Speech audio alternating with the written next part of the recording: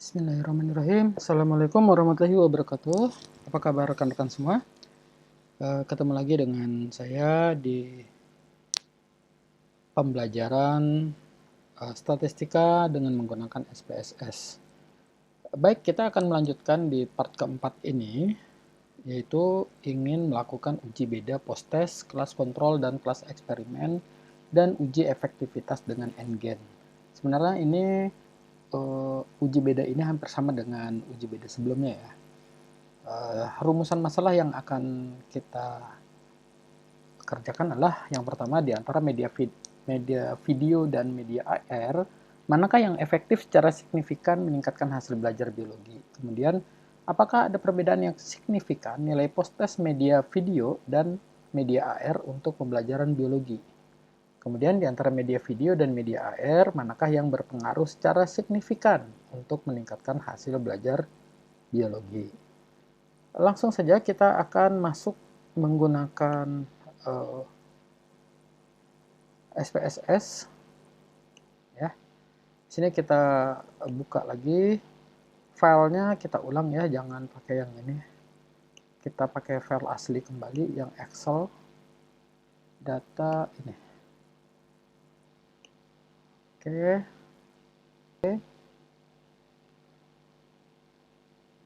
Baik, jadi saya menggunakan data awal lagi ya. Di sini untuk pretest kontrol dan post-test kontrol, kemudian pretest eksperimen dan post-test eksperimen. Nanti yang kita ambil adalah yang post-test. Berarti ini ya. Oke. Baik. Sebelum kita melakukan uji beda, maka pertama kita harus melakukan uji normalitas terlebih dahulu.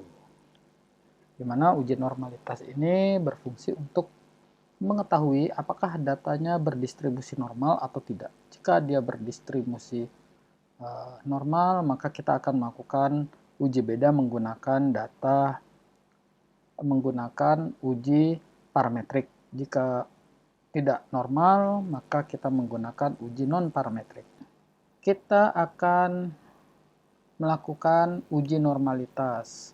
Pertama, langkahnya adalah klik analyze, kemudian descriptive statistik, kemudian pilih explore, kemudian kita masukkan yang post-test control dan post-test eksperimen.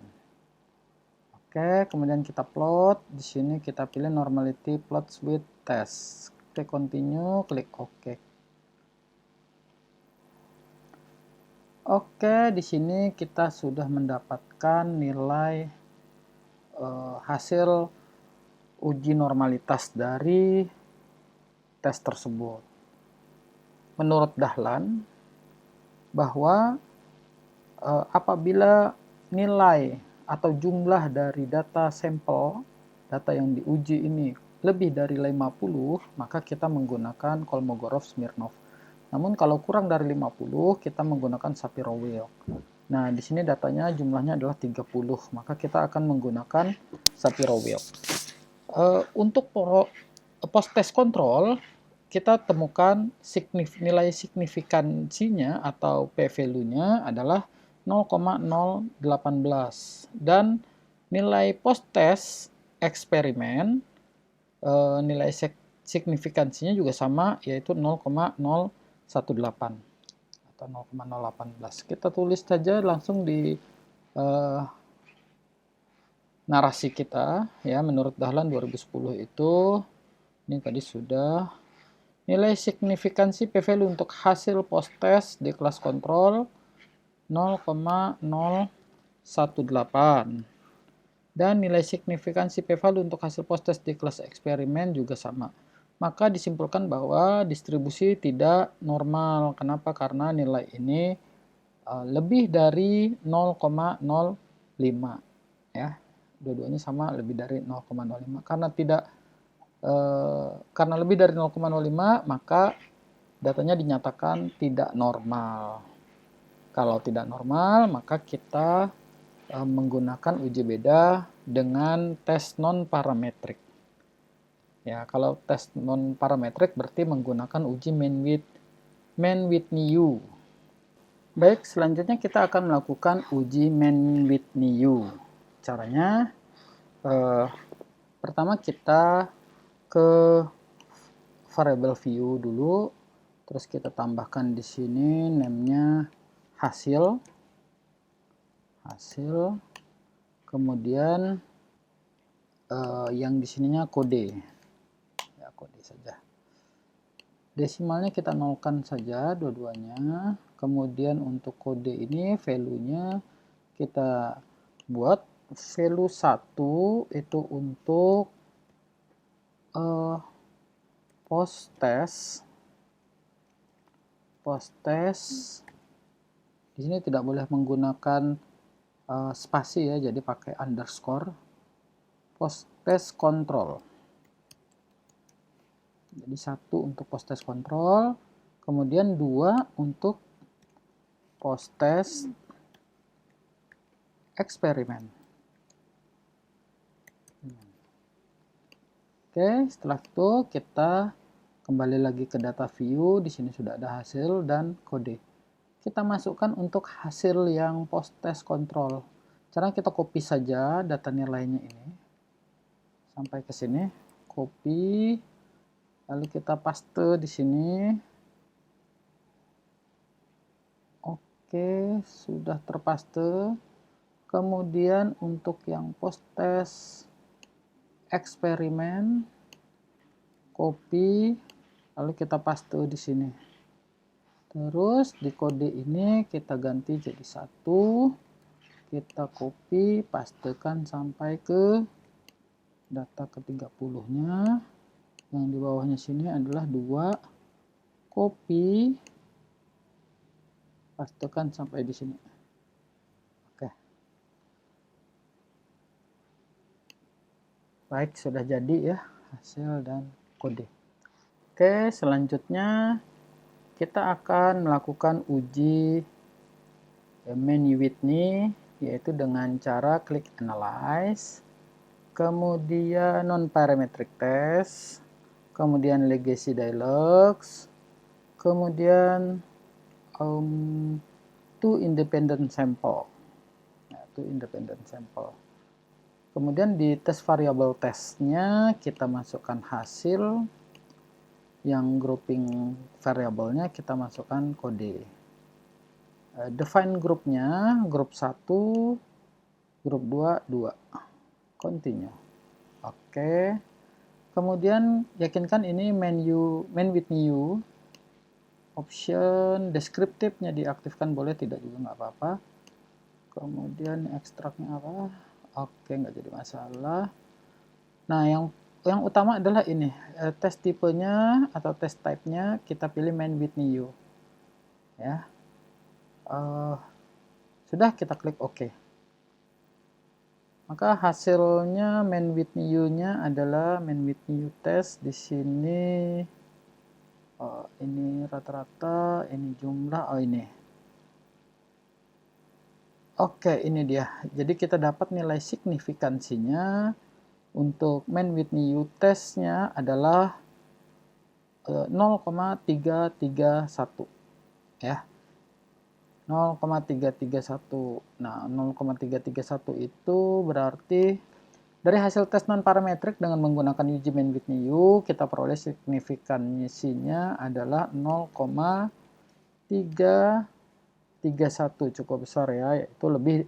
Nah, nilai signifikan ini lebih dari 0,05, sehingga dapat disimpulkan bahwa tidak ada perbedaan yang signifikan antara nilai post-test di kelas kontrol pada kelas yang menggunakan media video dengan nilai post-test di kelas eksperimen yang menggunakan media AR untuk pembelajaran biologi ini. Selanjutnya kita akan mengasumsikan bahwa nilai uji normalitasnya datanya adalah berdistribusi normal ya. Jika datanya berdistribusi normal, maka kita akan melakukan uji menggunakan uji parametrik. Langsung saja ya, caranya klik analyze, kemudian kita pilih compare means, kemudian pilih independent sample t-test. Sini kemudian untuk tes variabelnya kita masukkan hasil, dan grouping variabelnya kita masukkan kode. Kita define groups-nya dulu. Grup 1 itu 1, grup 2-nya 2. Continue. Kita cek ke option. Option aman, bootstrap. Oke, nggak apa-apa. Langsung saja kita klik OK. Nah, hasil dari uji parametrik, yaitu independent sample test, kita dapatkan bahwa nilai signifikansinya 0,975. Ini ya, nilai signifikansinya 0,975. Kita tulis lagi. Selanjutnya diasumsikan bahwa hasil pretest eksperimen dan hasil post-test eksperimen berdistribusi normal. Maka dilakukan uji tes parametrik menggunakan uji independent, ya, menggunakan uji independent sample test. Menggunakan uji independent sample test. Oke. Independent sample test. Demikian sample test. Dari hasil tes parametrik dengan menggunakan uji independent sample test ini, kita peroleh nilai signifikansinya yaitu 0, berapa tadi? 975. Ini ya. 0,975. 0,975, yaitu kalau 0,975 ternyata lebih dari 0,05, sehingga kita simpulkan bahwa tidak ada perbedaan yang signifikan antara nilai ini, antara nilai post-test di kelas kontrol pada kelas yang menggunakan media video dengan nilai post-test di kelas eksperimen yang menggunakan media AR untuk pembelajaran biologi ini. Nah, dari hasil dua uji beda tersebut, yaitu uji non-parametrik dengan menggunakan Mann-Whitney-U tadi ya, yang pertama, menggunakan uji Mann-Whitney-U, dan uji parametrik dengan menggunakan uji independent sample test yang menyatakan bahwa tidak ada perbedaan yang signifikan antara nilai post-test ini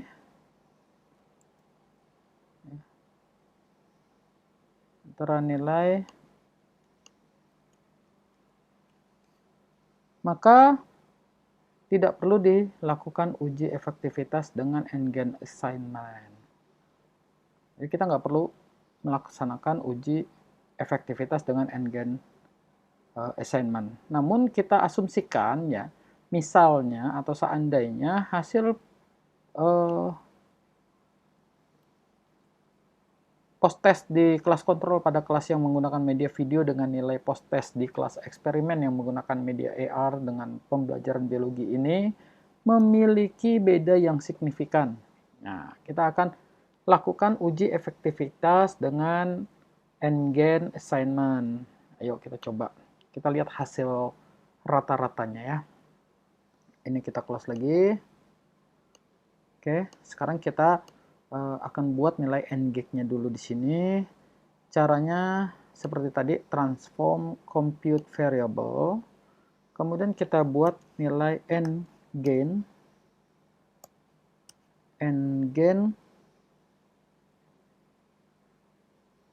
Kalau di sini nilai n-gain apa nih? Post ya. Post test. Oke. Karena dua-duanya post test yang kita ambil. Nah, kita anggap yang post-test control ini menjadi, kita lihat dulu rumusnya. Skor post-test dikurang skor pretest. Nah, yang post-testnya kita anggap yang eksperimen ya. Jadi hasilnya adalah post test eksperimen, berarti kita kurung dulu, post test eksperimen dikurang post test kontrol, kemudian dibagi, rumusnya 100 dikurang, atau skor ideal yaitu 100 dikurang skor pretest. Oke, 100 dikurang skor pretest, kita kurang skor pretest. Pretest itu tadi post test eksperimen. Pretest, post test kontrol ya. Oke. Lihat ya, pretest, post test kontrol. Oke, kalau sudah kita compute,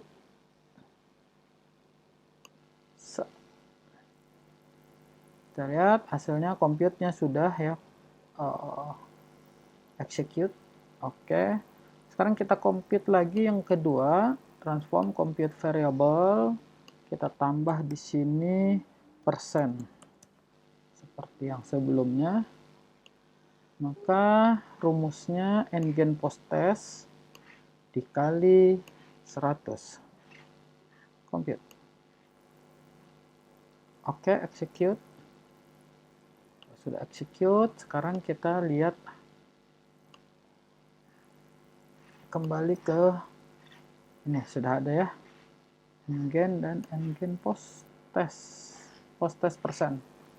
Baik, sekarang kita akan lakukan deskriptifnya, yaitu dengan cara analyze, kemudian deskriptif statistik, kemudian pilih deskriptif.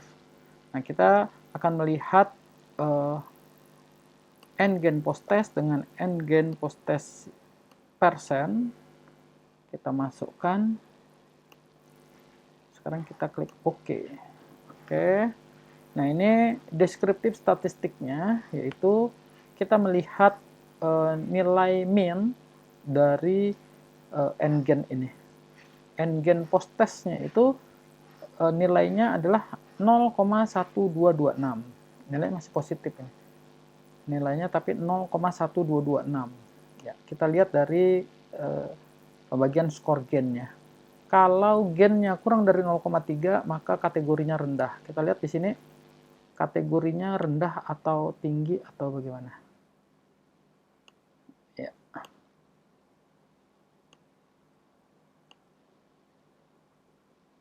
Baik. Nah, ini biar terlihat ya. Di n-gain post test, G-nya itu kita peroleh atau nilai mean-nya itu 0,122, yaitu kurang dari 0,3. Berarti kategorinya rendah. Kita lihat juga n-gain post test persen, ya. N-gain post test persen, karena persen kita lihatnya di kategori tafsiran efektivitas n-gain. Nilainya adalah 12,255. Maka kurang dari 40 ya tafsirannya. Berarti tafsirannya juga tidak efektif. Nah, kira-kira demikian membaca hasil n-gain. Coba kita tuliskan lagi di sini. Ya. Kita asumsikan saja seandainya hasil post test di kelas, ya ini dia. Di kelas kontrol pada kelas yang menggunakan media video dengan nilai post test di kelas eksperimen yang menggunakan media AR untuk ini memiliki beda yang signifikan, maka dilakukan uji. Nah, ini dia. Nilai rata-rata n-gain tadi adalah 0,1226. 0,1226. Sedangkan nilai rata-rata experience 12,255. 12,2555. 5-nya 3 ya. Oke. Demikian. Sehingga berdasarkan tabel pembagian skor gain, efektivitasnya masuk ke dalam kategori rendah karena 0,1226 itu adalah kurang dari 0,3, dan berdasarkan tabel kategori tafsiran efektivitas, n-gain efektivitasnya masuk ke dalam tafsiran tidak efektif karena 12,255 kurang dari 40. Ini dia data pembagian skor gen dan kategori tafsiran efektivitas N-gen. Demikian pembahasan dari saya. Saya akhiri. Wassalamualaikum warahmatullahi wabarakatuh.